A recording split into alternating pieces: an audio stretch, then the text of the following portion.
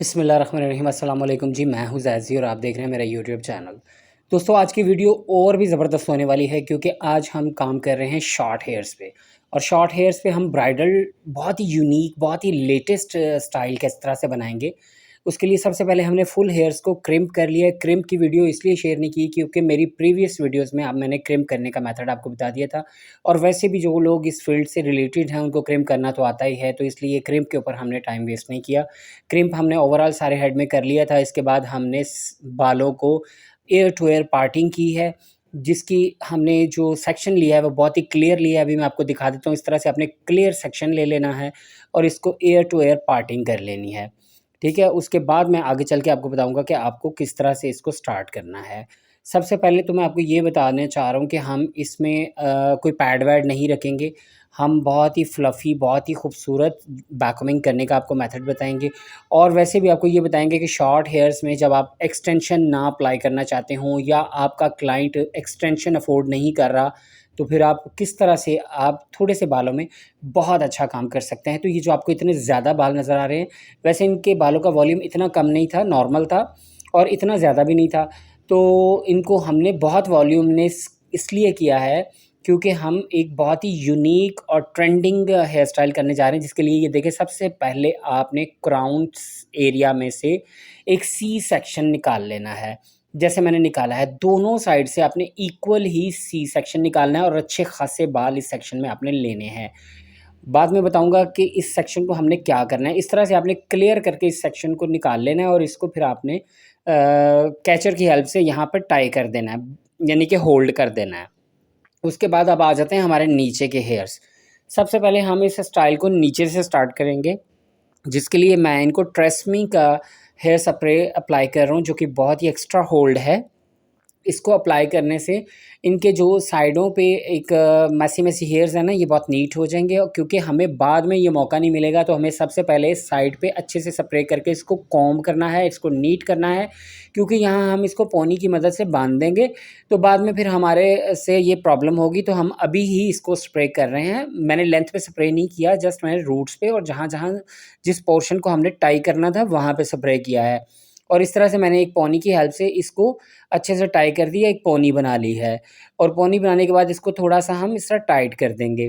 और पोनी की जगह अगर आप रबर बैंड भी अप्लाई करना चाहते हैं तो कर सकते हैं। अब मैंने ज़ूम करके आपको दिखा दिया है कि हमने इस तरह से पूरे हेड की पार्टिंग करनी है, जैसे मैंने अभी आपको दिखाया है। तो इस तरह से आपने पार्टिंग करनी है और अब इस पोनी को हमने ऊपर उठा के इसको थोड़ी देर के लिए होल्ड करना है। वो क्यों करना है आगे चल के देखेंगे। तो इस तरह से हम बालों को अपलिफ्ट करके यहाँ पे एक कैचर अप्लाई कर देंगे, ताकि ये बाल जो हैं हमें तंग ना करें और हम ईज़िली अपना जो बॉटम एरिया में काम करना है वहाँ हम कर लेंगे। अब यहाँ मैंने लिया है एक डोनट, उसको थोड़ा-सा मैंने काट लिया, उसमें से एक नेट ली है। और नेट अगर आपके पास ब्लैक है तो आप ब्लैक भी अप्लाई कर सकते हैं। मेरे हाथ में ब्राउन आई थी तो मैंने ब्राउन ही अप्लाई कर दी। और इस तरह से नेट को हमने यहाँ जूड़ा पिन की हेल्प से फिक्स कर दिया है। और फिक्स करने के बाद यहाँ पे हमें एक अच्छी बॉडी मिल गई है पोनी की। अब आप सोच रहे होंगे कि हमने इसको अप्लाई क्यों किया? तो भई इसलिए अप्लाई किया है कि रबड़ तो रबड़ होता है ना, वो आपके बालों को इतना वॉल्यूम नहीं दे सकता, तो बालों को वॉल्यूमिनियस करने के लिए हमने यहाँ पे नेट ऐड की है। और देखें, इसके ऊपर हम इस बालों को फैला देंगे, जिससे हमारा जो ब्राइडल का लोअर बन है वो बहुत ही हसीन दिखेगा। और इस तरह फैला के इसको हम टैंगल फ्री करेंगे कॉम्ब की मदद से। जब हम इसको टैंगल फ्री कर लेंगे तो इसके बाद हम कोई भी आयरन रॉड लेंगे और इसकी हेल्प से हम आउटवर्ड में कर्ल्स करते जाएँगे। छोटे-छोटे फ्लिक लेके छोटे-छोटे लेयर्स में हम आउटवर्ड में कर्ल्स करेंगे।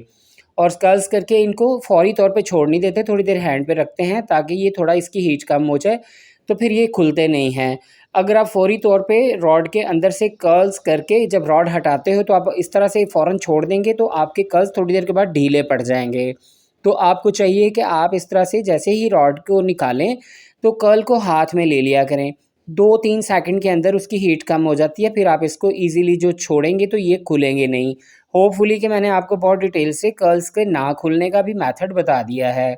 और इस तरह से ये देखें कि मैंने जहाँ तक हमारे हेड का वो जो सेंटर है ना, वहाँ तक मैं इसको आउटवर्ड में कर्ल किए जा रहा हूँ। जब सेंटर आ जाएगा फिर हम दूसरी साइड के जो दूसरी डायरेक्शन के हेयर्स हैं उनको उस तरफ का आउटवर्ड रख के कर्ल्स करेंगे। इस तरह से हमारे दोनों साइड जो हैं वो इक्वल हो जाएँगी और हमारा एक बहुत अच्छा खूबसूरत किस्म का लोअर बन हमें देखने को मिलेगा। और इस तरह से आपने धीरे-धीरे छोटे-छोटे सेक्शन लेके इसको ओवरऑल जितनी भी पोनी में हमने हेयर्स छोड़े हैं, सबको आपने अच्छे से इस तरह से कर्ल्स करते जाना है और छोड़ते जाना है।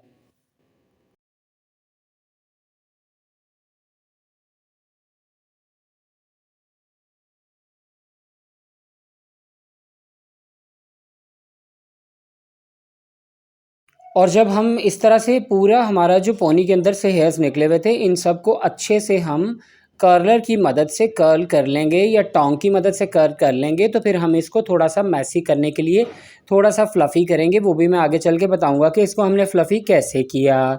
और अगर आपके पास ये वाला टोंग नहीं है, तो आप किसी भी टोंग की हेल्प से या कर्लर की हेल्प से या कोई भी रॉड आपके पास है, तो आप इस सेक्शन को इसी तरह से कंप्लीट कर सकते हैं। ज़रूरी नहीं है कि जो चीज़ मेरे पास होगी, वही आपने करनी है। अब देखिए, मैं एक-एक लेयर को पकड़ के आराम से खींच रहा हूँ, इसको फ्लफ़ी कर रहा हूँ और जितना आप फ्लफ़ी कर सकते हैं, इसको करिए। क्योंकि जब इसके ऊपर वाले बाल जिनको हमने ये मौव कलर का कैचर लगाया हुआ है ना, जब वो बाल इसके ऊपर आएँगे, तो यहाँ एक बहुत ही ज़बरदस्त वॉल्यूमिनस किस्म का हमें लोअर बन मिल जाएगा। तो आप धीरे-धीरे इसको आगे बढ़ते रहें और देखते रहें कि हमने ऐसा क्यों किया, ये सब स्टेप्स की समझ आपको फाइनल पे जाके आ जाएगी। तो होपफुली कि आपको धीरे-धीरे समझ आ रहा होगा। और आज जो मैं आपके साथ वॉइस ओवर कर रहा हूँ, तो थोड़ा-सा मैं फ़नी मूड में हूँ। इसलिए अगर आपको लगे कि ये बच्चों वाला वॉइस ओवर हुआ है, तो प्लीज़ मुझे माफ़ कीजिएगा, क्योंकि कभी-कभी मेरा दिल भी चाहता है कि मैं आप लोगों के साथ थोड़ी एंटरटेनिंग करूँ। और अब जो हमने ऊपर वाले सेक्शन को कैच किया हुआ था, उसको हमने खोल लिया है और इस तरह से हमने सारी सी के जो 1-1 सेक्शन लेके इसको हमने अच्छे से बैक कोम्ब किया है। और बैक कोम्ब करने के बाद वहाँ स्प्रे अप्लाई किया है और फिर फिंगर की मदद से इसको थोड़ा-सा स्प्रेड किया है, यानी कि इसको खोल दिया है। एक ही जगह पे आपको इसको इकट्ठा नहीं करना। और इसी तरह हमने फिर से एक सी सेक्शन में से एक सेक्शन लिया है और इसको भी हमने इसी तरह बाकी बालों को आगे से पकड़ लिया और पीछे वाले बालों को हमने इसी तरह धीरे-धीरे रूट्स में अच्छे से टाइट वाला वैक्यूम किया है। और वैक्यूम करने के बाद साथ ही इसके अंदर हमने स्प्रे अप्लाई कर दिया है। इस तरह से इसका होल्ड बहुत अच्छा हो जाएगा। और इसके बाद अगर आप इसके ऊपर दुपट्टा भी रखेंगे तो ये बैठेगा नहीं। होपफुली कि आप काफ़ी इंटरेस्टिंग वे में इसको समझ रहे होंगे। और इसी तरह जितने भी बाल हमने यहाँ पे लिए हुए थे कैचर के अंदर, उस सबको हमें 1 बाय 1 सेक्शन के साथ-साथ इस तरह से हमें बैक कोम्ब करना है।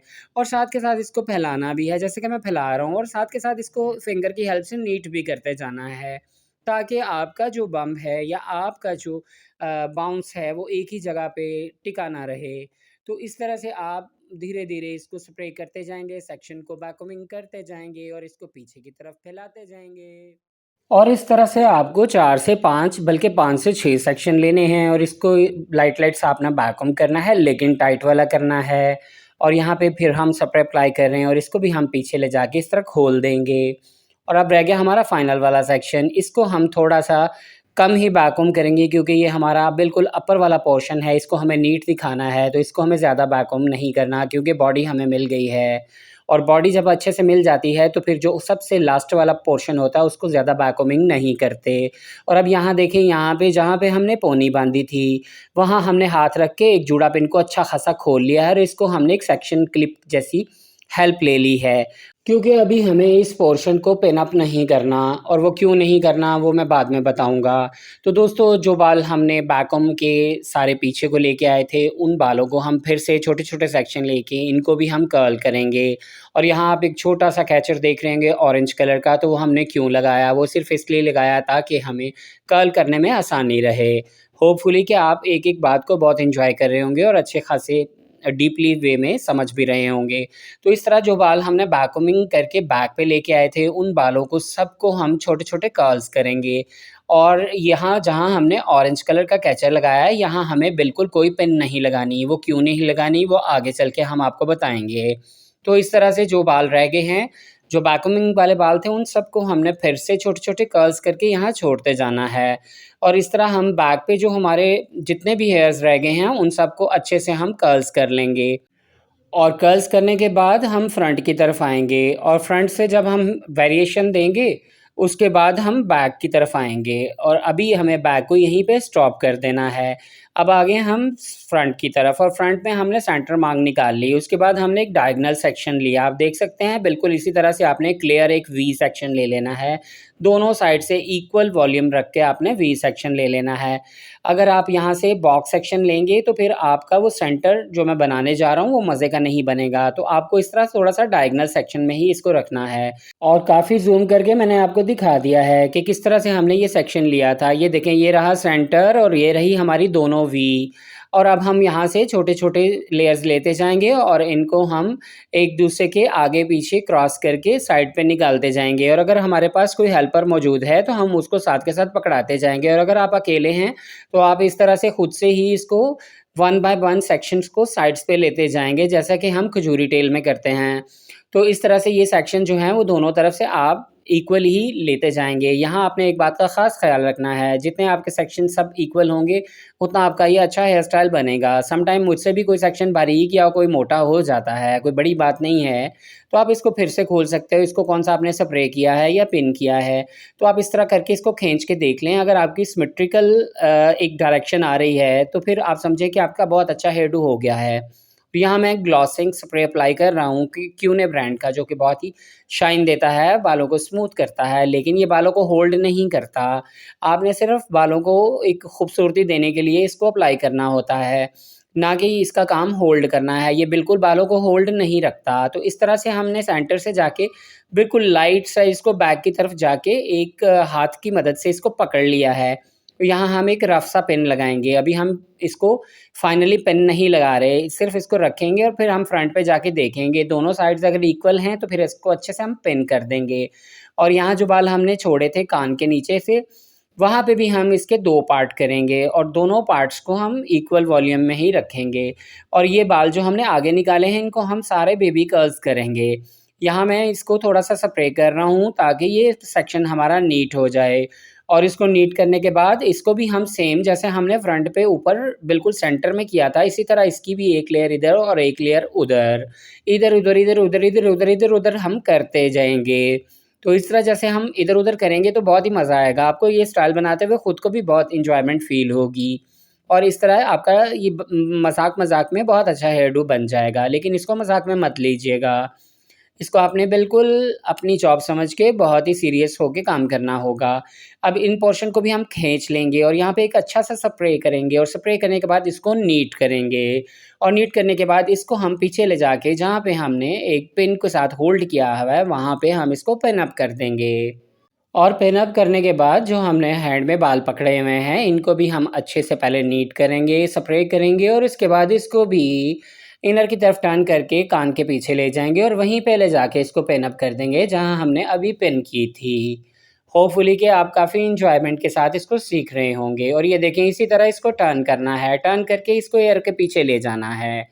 और एयर के पीछे ले जाके यहाँ पे आपने इसको पिन कर देना है। और ये जो बाल आपको गोल्डन-गोल्डन दिख रहे हैं, इनको क्या करना है ये मैं बाद में बताऊँगा।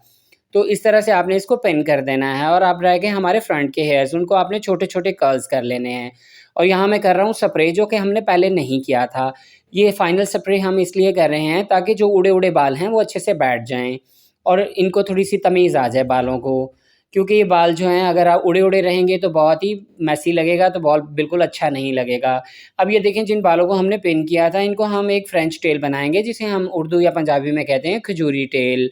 और इस तरह से इस खजूरी टेल को बना के हम छोड़ देंगे और दोनों तरफ ही हम इस तरह से खजूरी टेल बना लेंगे।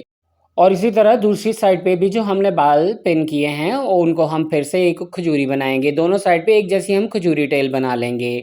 और यहाँ पे कहानी में जो ट्विस्ट था वो आपको सारा क्लियर होने वाला है कि हमने पीछे अभी तक पिन क्यों नहीं लगाई, जहाँ पे हमने वैक्यूमिंग के बाल छोड़ के कर्ल्स किए थे। तो ये देखें, इस तरफ भी हमने सेम उन्हीं हेयर्स को खजूरी टेल कर ली है।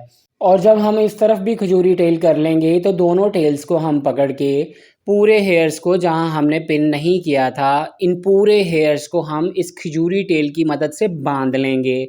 तभी आपको पता चल जाएगा कि हमने डोनट नीचे क्यों रखा था। अभी आगे चल के देखिए जब हम इसको बांधेंगे तो कहानी में जो ट्विस्ट होता है ये रहा वो ट्विस्ट। इस तरह से जब हम इसको टाई करेंगे ना तो नीचे वाला जो डोनट है वो भी इसकी ग्रिप में आ जाएगा और हमारा जो बैक का मैसी बन है वो बहुत ज़्यादा उभर के सामने आएगा और बैकमिंग भी हमारी खिल जाएगी। और यहाँ हम चाहेंगे तो हम फ्लावर्स भी ऐड कर सकते हैं और मैं भी करूँगा। तो यहाँ मैं वाइट कलर के फ्लावर्स ले रहा हूँ, थोड़े बहुत जो मेरे पास पड़े हुए थे वही मैंने अप्लाई कर दिए हैं क्योंकि ये हेयर का ट्यूटोरियल था, कोई स्पेशल मैचिंग नहीं थी। तो इसलिए इन फ्लावर्स को मैंने अप्लाई कर दिया है और अप्लाई करने के बाद ये रहा हमारा फाइनल। इसका रिज़ल्ट अब मैं आपको दिखाता हूँ। फ्रंट से हमने छोटे-छोटे जो कर्ल्स किए थे उन्होंने भी क्या जादू जगाया है। तो मैं उम्मीद करता हूँ आज का हेयर डू आपको बहुत पसंद आया होगा, आपने बहुत कुछ सीखा होगा।